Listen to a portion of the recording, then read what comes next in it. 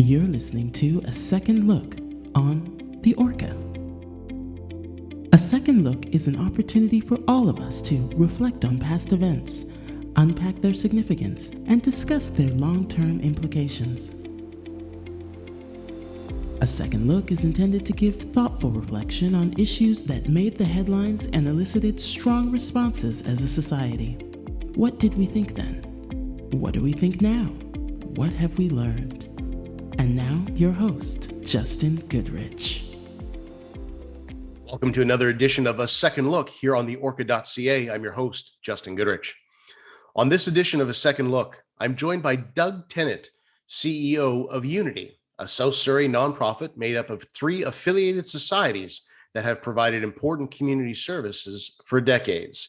These 3 affiliated societies are Semiahmoo House, which provides services and supports to people with disabilities and their families in Surrey and White Rock; Peninsula State Housing Society, which provides affordable and inclusive housing that reflects the diversity of the community; and finally, the Semiahmoo Foundation, which ensures that UNITI has the recognition, relationships, and resources to support an inclusive community. Together, we'll be taking a second look at a decision made by the Surrey City Council in the summer of 2021 to reject an affordable housing development called Harmony. This project, which was widely supported throughout the community, has drawn much attention. So much so that BC's Attorney General and Minister responsible for housing has threatened to introduce new legislation to avoid situations like this from happening in the future. Welcome to the program, Doug. Hi, Justin. Thanks a lot for having me on, and I'm looking forward to talking to you today. Well, it's great to have you, Doug. Let's get right into it. What exactly is or was Harmony supposed to be? So Harmony is an affordable and inclusive rental apartment that UNITI wants to build on 5.5 acres that we own in South Surrey, in a perfect location, close to transit, business, shopping, really a great location. And it's Harmony is based upon our very successful Chorus Apartments, a 71 home apartment that we completed in 2016, and which has really had a positive impact on the community. And Chorus is only 5 blocks away from where Harmony is to be built. Unfortunately, Harmony was rejected by City Council in July, and that's what we're going to be talking about. So, Doug, right off the bat, for the listeners' sake, could you tell me how, if at all, affordable housing differs from supportive housing? You and I are in the same fields. I know the answer to that question, but I think a lot of folks who aren't in this realm don't know. Yeah, and unfortunately, the jargon and language that goes with this type of housing carries connotations that might not be true. So there's a desperate need for a whole spectrum of housing, from first stage or second stage housing. And this is first stage or second stage housing is needed for people who are experiencing homelessness and who need housing that will help get them off the streets and sort of preparing to go on to longer term housing. First stage, second stage, and even third stage housing is housing that's limited in the number of months, weeks, even years where a person will live that. That's very needed, but also very different from the type of housing that UNITI builds. UNITI builds affordable housing that's reflective of the community. So the housing that we build will be homes for people for the rest of their lives if they choose to live there. Unlike basement suites and other types of affordable housing, our housing is permanent, safe, and secure for as long as the tenant wants to live there. As well, the housing we build also covers and is reflective of the community. So the people who come and live in the housing that we build already live in the community, are just being priced out or can't afford to stay in the community that they love. So, Doug, you said that the housing reflects the community. Perhaps a naive question, but who would in fact have lived there then?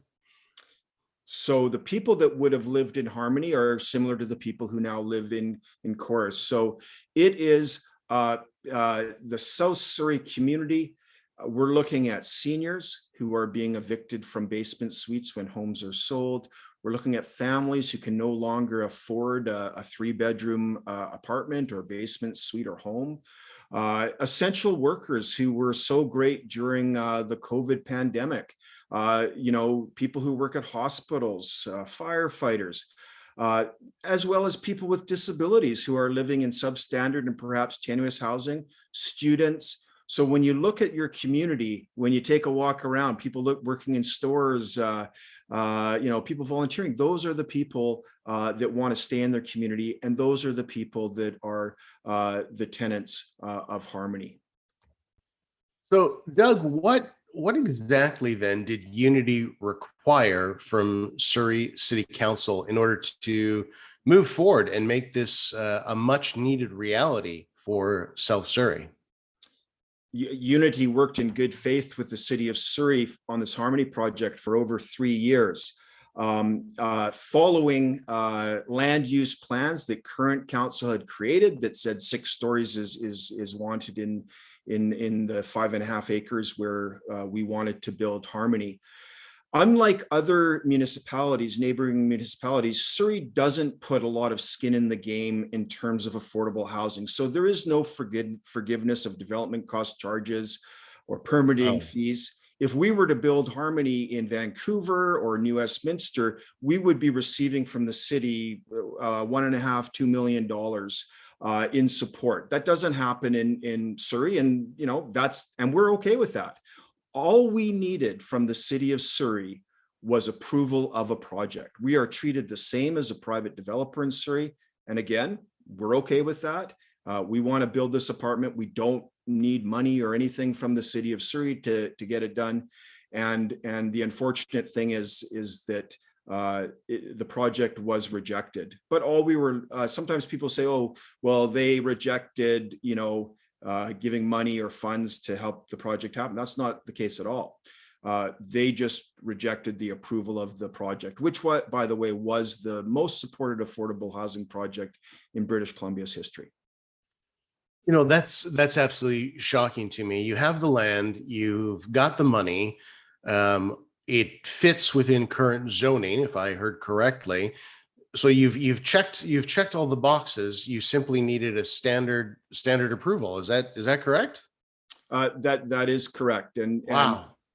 And it was shocking too. The way it unrolled with the support. It just seemed like how could this project be blocked with all the overwhelming community support, city staff recommendation and support of this project, all of that.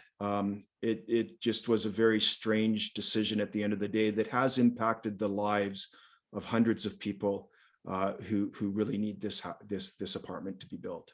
Well, Doug, that very much takes me to my next question, which is about process. So you talked about engaging with city staff. You talked about engaging with the community. Maybe tell my listeners a little bit more about that. Unpack all the things that you did to demonstrate, your responsibility to be a good community partner, as it were.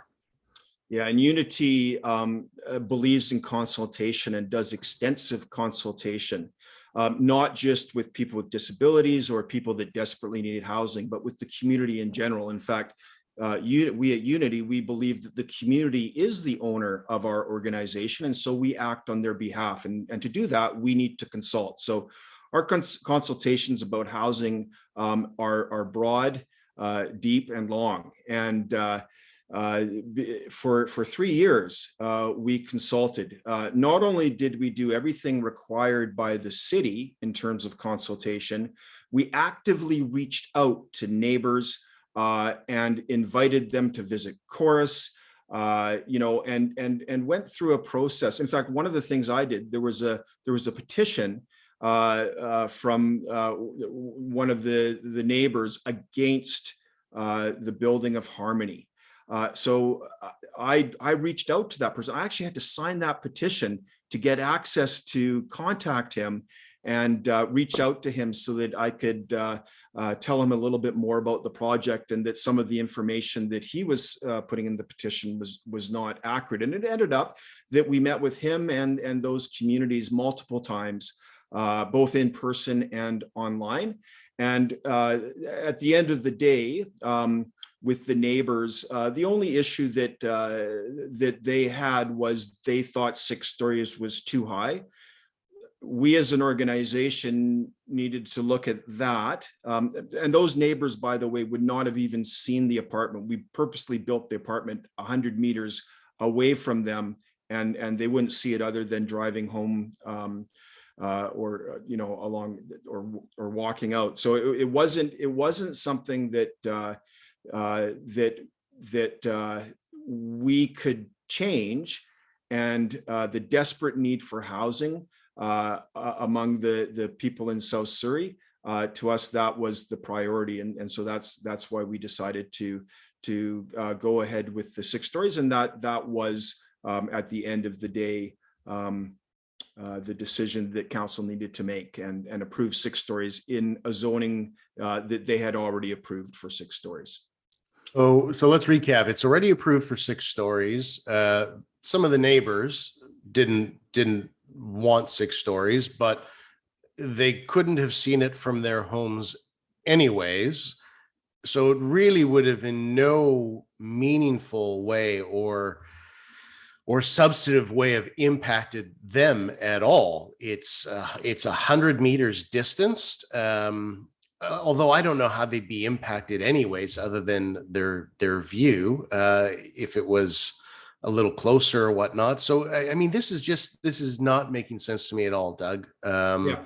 And so there was no overhang issue or anything like that. So when we're talking about 6 stories, there's a private development that built a 6-story apartment a block away from where we wanted to build Harmony, and there was no rejection or controversy around that. So that leads me to believe that it's not the height of the building that really is the true issue. Perhaps it is the stereotypes and ideas around affordable housing that we already discussed, and a lack of understanding that this is actually housing for people that are their neighbors, that do live in the community, and in fact will make their community stronger and better. Well, Doug, let's talk then a little bit about sort of the general responses. You said you had a lot of support from the community. Tell me, when you were first pitching this, what were some of the responses like? Who were some of the champions, some of the advocates? Sort of paint a picture, because what I'm hearing so far is that not only did you check all the boxes, technically speaking, you exceeded the standard expectations for engagement. So it sounds to me like you've been very thoughtful, very methodical. As a public affairs practitioner myself, I'm listening to this and going, if I had been coaching you on that project, advising you on that project, I would have recommended all the same things that you did. So, you're doing it the way it should be done. Which just makes it so confusing to me. But yes, sorry, I digress. Tell me about, again, the community that you serve and their responses and some of the people who were in your corner.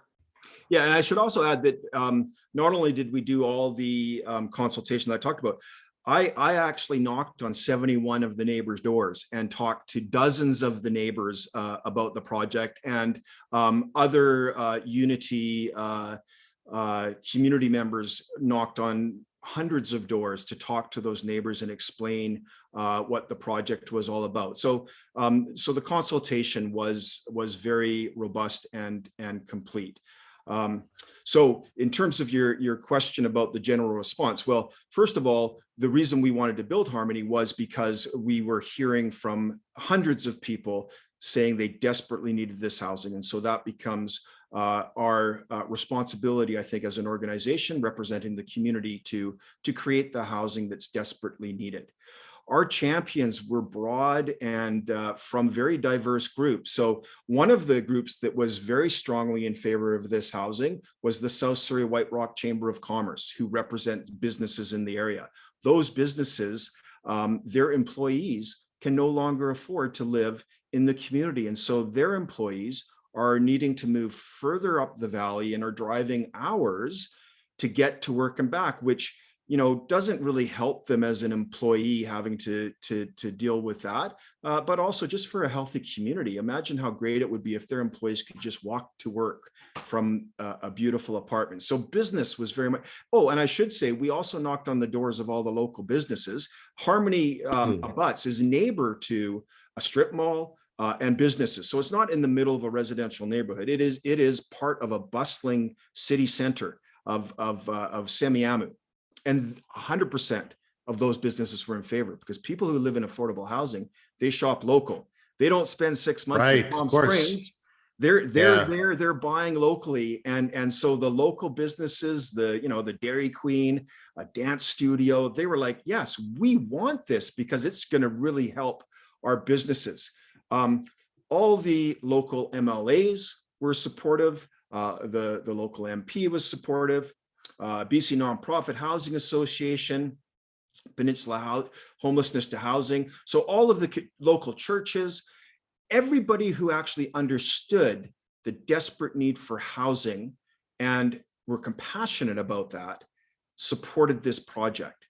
And well, it is unfortunate it wasn't passed. I feel okay because 95% of the community supports this project, and it just ran into a roadblock. And that's why, it's something that we're talking about today. I'd also add that, a lot of disability groups also very much supported this too. The Self-Advocate Leadership Network, a provincial group for people with developmental disabilities, very much supported this. And I should add also, like, just the people that wanted to live there. A young lady named Lauren Simpson, who lived within 2 blocks of where Harmony was going to be built. This young lady with Down syndrome, who is a volunteer, a housing advocate, a really great leader in the community. She was very supportive and a champion for this project. And she was one of the people that was knocking on her neighbor's doors saying, this is the type of housing that is needed for me to remain in the community I grew up in. Wow, it's overwhelming to hear all of this. I'm sure my listeners are feeling probably the same way I am, a little overwhelmed, a little bit angry, a little bit sad, a little bit of everything. Doug, it sounds to me like there's another layer to all of this, and it sounds like it may be political. And as I mentioned right off the top, BC Attorney General and Minister responsible for housing, the Honourable David Eby, has threatened, for lack of a better term, to introduce new legislation to avoid situations like this from happening in the future. Because there is, and not just in Surrey but elsewhere, there is this sort of NIMBYism that takes place. But this project, I think, I'm making an assumption here, this one seems to be the one that broke the camel's back with respect to the minister's frustrations. So let's talk about the politics then. What happened that night at Surrey City Council when they deliberated? Walk my listeners through that evening. It was a roller coaster of a night. As I've said, there's huge support for Harmony in the community. Over 6,000 people signed a petition in favor of Harmony versus a little bit over 400 in the petition that we talked about against it. So I'm sorry, you said over how many? Over 6,000 people. Wow. Signed a petition in support. And I believe that that's actually the most that have ever signed a petition in support of an affordable housing project.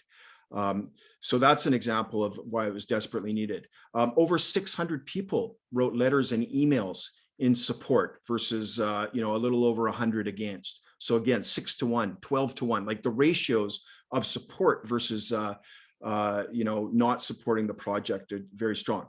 So on the night of the council meeting, 67 people called in favor, 9 people phoned in opposition.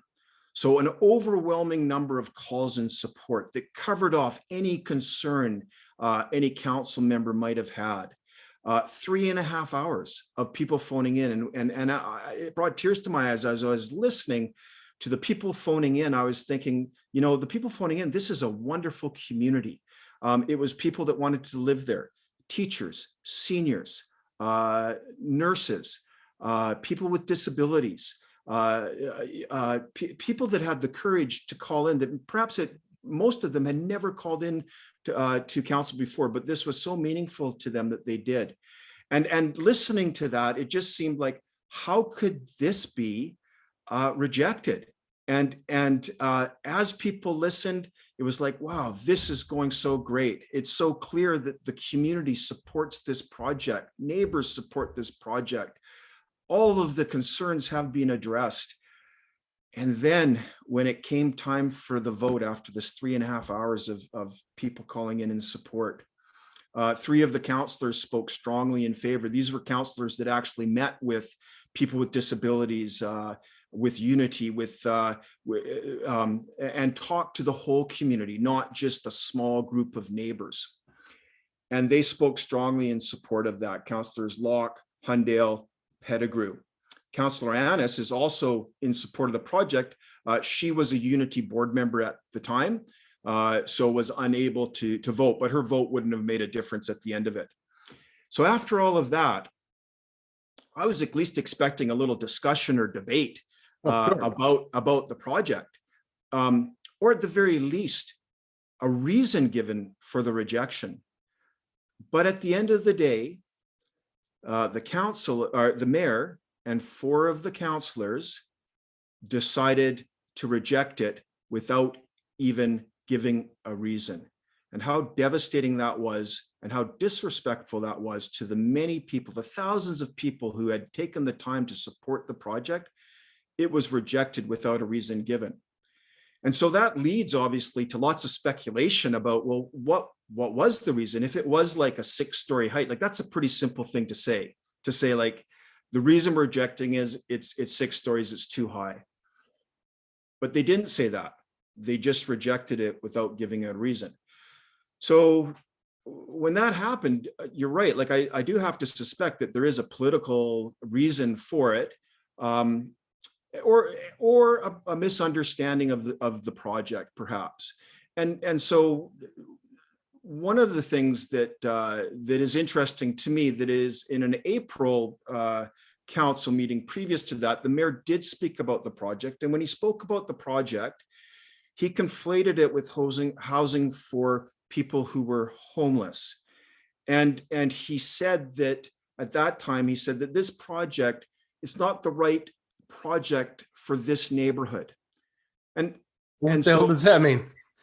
Well, I believe that what it means is that he thinks that the tenants, such as Lauren Simpson, the young lady with Down syndrome, they shouldn't be living in this more affluent neighborhood.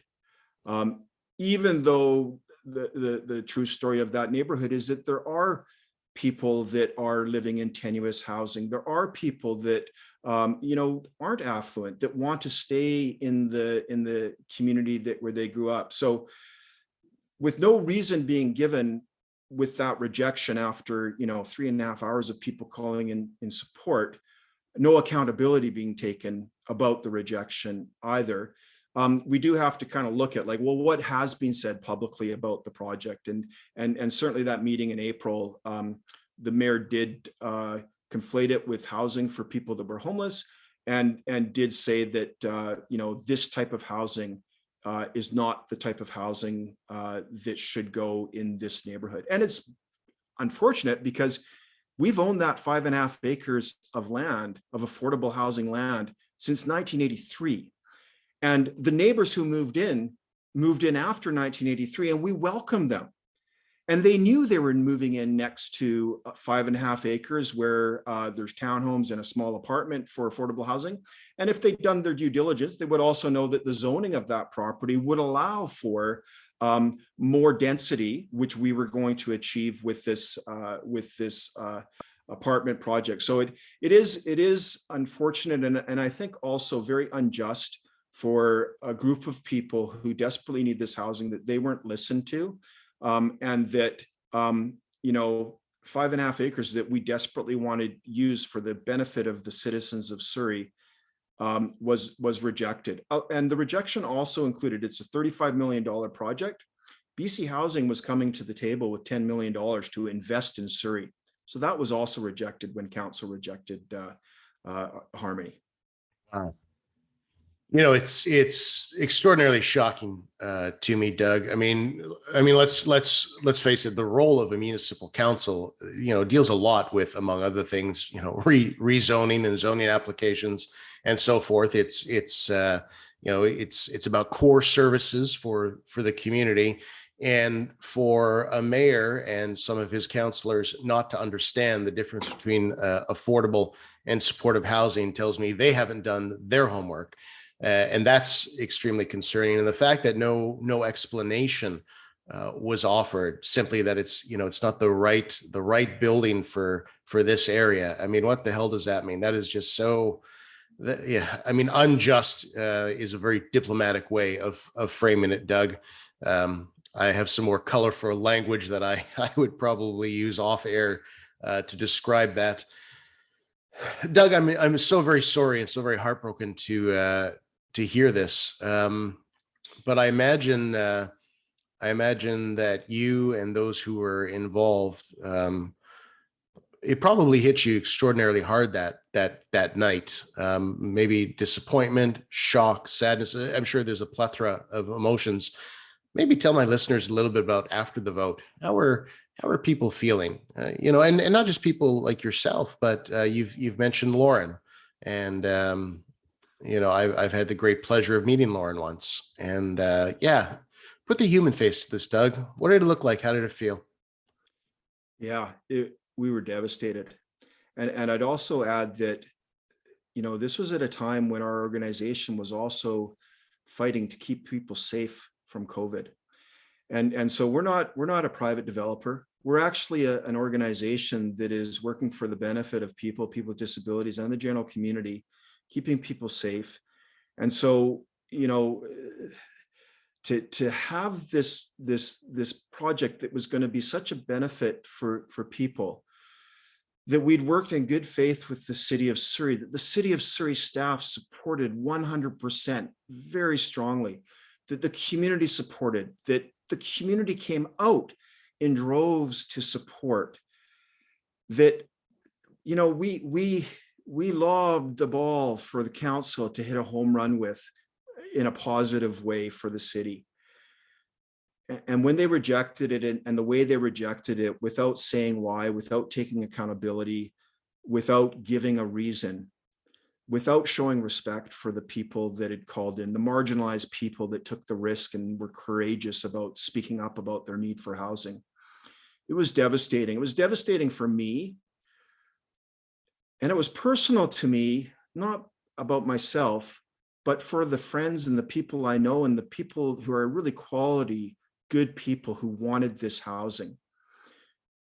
And it was devastating for the organization that put resources, over $1 million of our resources, into doing something good for the city of Surrey and the citizens of Surrey.